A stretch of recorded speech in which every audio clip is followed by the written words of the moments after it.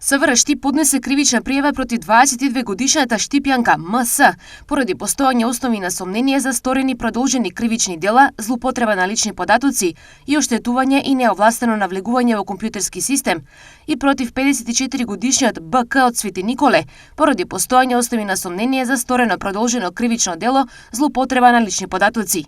Пријавените во периодот од април 2022 до март 2023 година ги искористиле личните и банкарски податоци на лица од Штип во 7 финансиски друштва, при што аплицирале за 17 онлайн кредити, од кои биле одобрени 11 кредити во вкупен износ од 339.700 денари. Одобрените парични средства од финансиските друштва били уплатени на банкарската сметка на оштетениот, пошто првопријавената неовластено во повеќе наврати повлекувала парични средства од повеќе банкомати во Штип, со што се стекнала со материјална корист во вкупен износ од 339.700 денари.